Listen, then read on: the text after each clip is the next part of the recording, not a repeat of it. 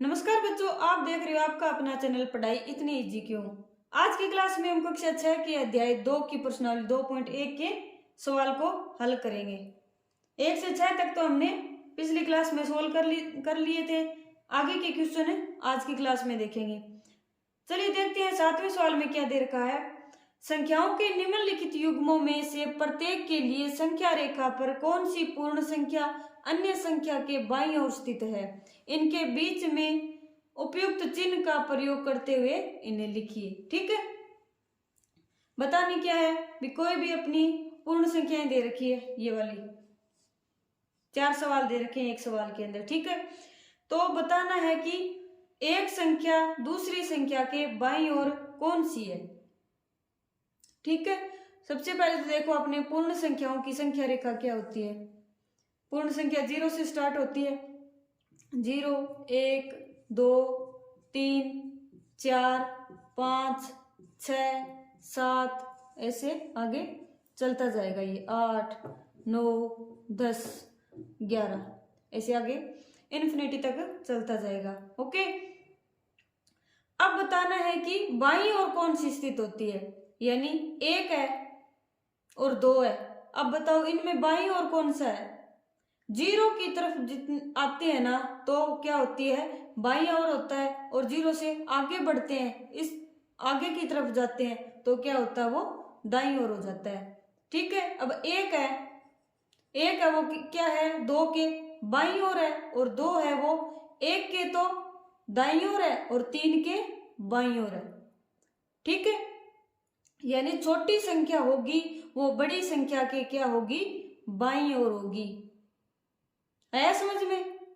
और बड़ी संख्या होगी वो क्या होगी, छोटी संख्या के दाईं ओर। ठीक है, यानी इस साइड में बड़ी संख्या होगी और इस साइड में छोटी संख्या होगी। ठीक है, अब पहला देखो अपने, पहला क्या दे रखा है, 530 और 503। अब देखो छोटी संख्या कौन सी है, 503 है और 530 है। कौन सी है छोटी संख्या, 503 हुई। तो क्या लिखेंगे, 503 530 के बाईं ओर स्थित है। ठीक है, और निशान किसका लगाना है, ये ग्रेटर देन और लेस देन का निशान लगाना है।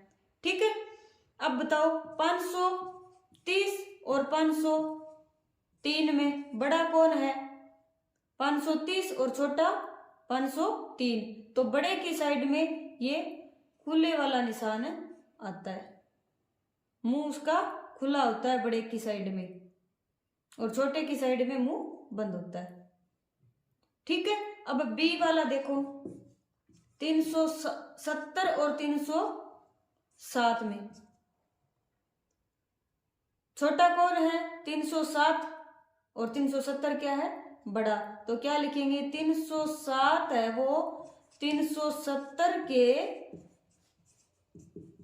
बाईं ओर है। ठीक है, और 370 बड़ा है 307 से, यानी ये निशान आ गया अपना। ठीक है, अगला सवाल सी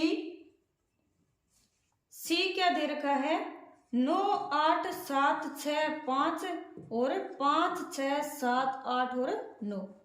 अब बताओ इसमें बड़ा कौन है। स्टार्टिंग में देखो, पहले तो 1, 2, 3, 4, 5, 1, 2, 3, 4, 5, यानी 5 5 ही। ठीक है, 5 5 ही अंक है सभी में। ठीक है, तो बड़ा कौन होता है, सबसे लास्ट वाली ये जो संख्या होती है, ये देखो ये 9 है और ये क्या है, 5 है। तो यानी ये वाली संख्या क्या होगी, बड़ी होगी, और ये वाली छोटी होगी। ठीक है, तो क्या लिखेंगे, 5, 6, 7, 8 और 9, यानी 56,789 98,765 के बाईं ओर है।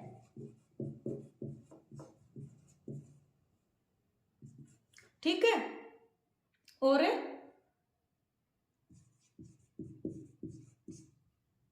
98, 765 और 56, 789। और निशान किसका लगाना है, या तो ग्रेटर देन या लेस देन। ये क्या है, ग्रेटर देन यानी बड़ा है, ठीक है।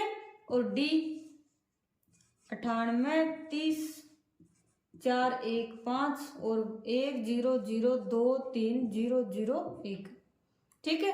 अब देखो पहले तो संख्या गिनो, 1, 2, 3, 4, 5, 6, 7, 1, 2, 3, 4, 5, 6, 7 और 8, यानी बड़ा कौन हो गया, जिसमें ज्यादा संख्या अंक होते हैं वो क्या होता है, बड़ा होता है। तो ये क्या हो गया, बड़ा, और ये क्या हो गया, छोटा। अब क्या लिखेंगे, छोटा बाईं ओर होगा, तो यानी 98, 30, 415, 23, 0, 0, 1 के बाईं ओर है, ठीक है। तथा 98, 30, 415 लेस देन होगा, यानी छोटा होगा ये वाली संख्या आपकी बात, 1, 0, 0, 2, 3, 0, 0, 1 से। आया समझ में। अगला सवाल देखते हैं, 8वां सवाल देखते हैं क्या है इसमें। निम्नलिखित कथनों में से कौन से कथन सत्य है और कौन से कथन असत्य है, यानी कुछ कथन दे रखे हैं, बताना है कि उनमें से कौन सा सत्य है और कौन सा असत्य है। चलिए देखते हैं, पहला क्या है, शून्य सबसे छोटी प्राकृत संख्या है। सबसे पहले तो देखो प्राकृत संख्या होती क्या है, प्राकृत संख्या 1 से स्टार्ट होती है, 1, 2, 3, 4, 5, 6 ऐसे आगे बढ़ती जाएगी, ठीक है। अब क्या दे रखा है, शून्य सबसे छोटी प्राकृत संख्या है। सबसे छोटी प्राकृत संख्या क्या होती है, 1, क्योंकि प्राकृत संख्या 1 से ही स्टार्ट होती है, ठीक है। यह इसका मतलब शून्य प्राकृत संख्याओं में आता ही नहीं, तो वो सबसे छोटी प्राकृत संख्या कैसे होगी, ठीक है। यानी इसका मतलब क्या है, उत्तर क्या होगा, इसका कथन असत्य है, ठीक है। अगला देखो, 400 संख्या 399 का पूर्ववर्ती है। पूर्ववर्ती क्या होता है, पूर्ववर्ती यानी पहले आने वाला, ठीक पहले आने वाला, पहले आने वाला, ठीक है। अब 399 का पूर्ववर्ती है, 399 का पूर्ववर्ती क्या होगा, 399 का पूर्ववर्ती क्या होगा, 398 होता है पूर्ववर्ती, ना कि 400, ठीक है। यानी 400 है वो संख्या का 399 का पूर्ववर्ती न होकर परवर्ती तो जरूर है, यानी ये कथन असत्य है, असत्य कथन है, ठीक है। अगला, शून्य सबसे छोटी पूर्ण संख्या है। पूर्ण संख्याएं क्या होती है, पूर्ण संख्याएं कहां से स्टार्ट होती है, 0 से स्टार्ट होती है, 0, 1, 2, 3, 4, 5, 6, यानी प्राकृत संख्याओं में जब 0 और जोड़ दिया जाता है तो क्या कहलाती है, पूर्ण संख्याएं कहलाती है। और 0 से स्टार्ट होती है, यानी सबसे छोटी संख्या क्या होगी, 0 होगी पूर्ण संख्याओं में, यानी शून्य सबसे छोटी पूर्ण संख्या है, यानी कथन है अपना क्या है, सत्य है, ठीक है। अगला, 600 संख्या 599 का परवर्ती है। 599 का परवर्ती देखो, 599 का परवर्ती क्या होगा, 599 प्लस 1, यानी 599 में 1 ऐड करेंगे 600, यानी 600 है वो 599 का परवर्ती है, यानी कथन क्या है अपना, सत्य है, ठीक है। अगला क्या है, सभी प्राकृत संख्याएं पूर्ण संख्याएं हैं। प्राकृत संख्या कौन सी होती है, प्राकृत संख्याएं 1, 2, 3, 4 ऐसे आगे चलती जाएगी। और पूर्ण संख्याएं प्राकृत संख्याओं में जब 0 और जोड़ दिया जाता है तो क्या होती है, पूर्ण संख्याएं बन जाती है, 4 5 ऐसे आगे चलता जाएगा। ठीक है, पूछ क्या रखा है, सभी प्राकृत संख्याएं पूर्ण संख्याएं है क्या, यानी सभी की सभी प्राकृत संख्याएं पूर्ण संख्याएं है या नहीं है। यानी ये 1 है, ये भी क्या है, पूर्ण है, पूर्ण में है, ये 2 है, ये भी पूर्ण में है, 3 भी है, 4 भी ऐसे, यानी ये सभी की सभी इसमें समाहित होती है। ठीक है, यानी कथन क्या है, सत्य है। ठीक है, अगला क्या है, सभी पूर्ण संख्या प्राकृत संख्या है। बताना है कि क्या सभी पूर्ण संख्याएं हैं वो प्राकृत संख्या होती है। अब देखो 0 पूर्ण तो है लेकिन प्राकृत में नहीं है, यानी इसका अब 1 पूर्ण है और प्राकृत भी है, 2 है, 3 है, 4 है, ऐसे बाकी तो सभी पूर्ण संख्याएं प्राकृत संख्याएं होती है 0 के अलावा। इसका मतलब क्या हुआ कि 0 पूर्ण संख्या तो है लेकिन प्राकृत संख्या में नहीं है, यानी सभी पूर्ण संख्याएं प्राकृत संख्याएं नहीं होती, यानी कथन असत्य है। ठीक है, अब क्या दे रखा है, 2 अंकों की पूर्ण संख्या का पूर्ववर्ती 1 अंक की संख्या कभी नहीं हो सकते। 2 अंकों की पूर्ण संख्या देख लो का पूर्ववर्ती 1 अंक की संख्या नहीं हो सकती, यानी 10 है, 11 है, 12 है, 13 है, यानी 55 56, यानी ये 2 अंकों की संख्या होती है ना, इनका पूर्ववर्ती कभी भी 1 अंक की संख्या नहीं हो सकती, ये बताना है। यानी 55 का पूर्ववर्ती क्या होगा, 54 होगा, कितने अंकों का है, 2 अंकों का। 56 का पूर्ववर्ती 55 2 अंकों का। 13 का पूर्ववर्ती 12, 12 का पूर्ववर्ती 11, 11 का पूर्ववर्ती 10 और 10 का पूर्ववर्ती 9। ये तो अपना 1 अंक का आ गया, यानी ये कथन क्या हो गया, अपना गलत हो गया ना। बाकी सभी के लिए तो 2-2 अंक के ही होते हैं पूर्ववर्ती, लेकिन 10 है जो संख्या वो अपना पूर्ववर्ती 1 अंक का रखती है। ठीक है, यानी कथन है वो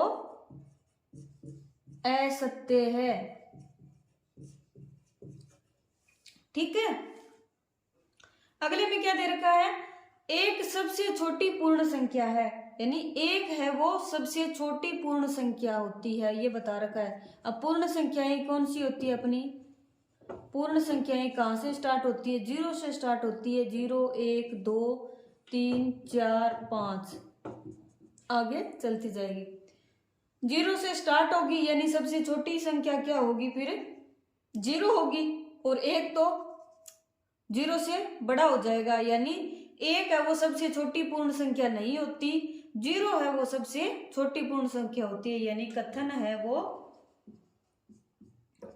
असत्य हो गया, असत्य है। ठीक है, प्राकृत संख्या 1 का कोई पूर्ववर्ती नहीं होता। प्राकृत संख्याएं कौन सी होती है, प्राकृत संख्याएं कहां से स्टार्ट होती है, 1 2 3 4 5 6। ठीक है, अब 1 है अपना पूर्ववर्ती क्या होगा, 1 से कम यानी 0 होगा, और 0 प्राकृत संख्याओं में नहीं आता, यानी इसका मतलब प्राकृत संख्या 1 का कोई पूर्ववर्ती नहीं होता, यानी कथन सत्य है ये बात अपनी, क्योंकि 1 का पूर्ववर्ती तो क्या होगा, 0 होगा, और 0 प्राकृत संख्याओं में नहीं आता। अगला क्या है, पूर्ण संख्या 1 का कोई पूर्ववर्ती नहीं होता। पूर्ण संख्या क्या होगी, 0 1 2 3। ठीक है, अब 1 का पूर्ववर्ती क्या हो गया, 0 हो गया, और 0 तो पूर्ण संख्या में आता है, यानी 1 का पूर्ववर्ती होता है पूर्ण संख्याओं के लिए। ठीक है, ये और इसमें क्या दे रखा है, पूर्ववर्ती नहीं होता, यानी कथन क्या हो गया अपना, कथन क्या हो गया, असत्य हो गया, कथन असत्य है। आया समझ में। अगला क्या है, पूर्ण संख्या 13 संख्याओं 11 और 12 के बीच में स्थित है। 13 है वो 11 और 12 के बीच में, यहां पर 13 आता है, ये बता रखा है। अब इतनी तो गिनती अपने को आती है कि 11 12 और फिर बाद में 13 आएगा, ना कि बीच में 13 आएगा, यानी अपना यह कथन क्या है, ये कथन है फिर से क्या हो गया, असत्य हो गया, गलत हो गया, कथन असत्य है। ठीक है। पूर्ण संख्या जीरो का कोई पूर्ववर्ती नहीं होता। अब देखो जीरो, जीरो का पूर्ववर्ती यानी इससे पहले आने वाला, पहले इसमें जीरो से कुछ है ही नहीं, यानी पूर्ववर्ती नहीं होता, यानी ये बात अपनी क्या है, सही है, यानी कथन है वो सत्य है इस बार तो। ठीक है। अगला क्या है, दो अंकों की संख्या का परवर्ती सदैव दो अंकों की एक संख्या होती है। दो अंकों की संख्या मान लो 10, 11, 12, 50, 70, 90, 95 और 99, ये संख्या ले ली। ठीक है। अब 10 का परवर्ती 11, दो अंकों की संख्या होगी, 11 का परवर्ती 12, 12 का परवर्ती 13, दो दो अंकों की चल रही है। 50 का परवर्ती 51, 70 का 71, 90 का 91, 95 का 96 और 99 का 100, ये तो अपनी तीन अंकों की संख्या बन गई। बाकी में तो सभी के लिए दो दो अंकों की संख्या बन रही थी, लेकिन 99 ऐसी संख्या है जिसका परवर्ती 100 है और जो तीन अंकों का है, यानी ये अपनी बात क्या हो गई, गलत हो गई कि सदैव दो अंकों का होता है, यानी हमेशा ही दो अंकों का नहीं होता। 99 के लिए 100 है वो तीन अंकों का बन जाता है, यानी कथन फिर से क्या हो गया, असत्य हो गया। आई बात समझ में? अगर समझ में आई हो तो चैनल को लाइक करें, शेयर करें, सब्सक्राइब करें और इसे आगे की पढ़ाई के लिए मेरे साथ बने रहिए। आज के लिए इतना ही, कल हम प्रश्नावली 2.2 को स्टार्ट करेंगे। तब तक के लिए पढ़ते रहिए, बढ़ते रहिए और पढ़ाई को ऐसे ही इजी बनाते रहिए।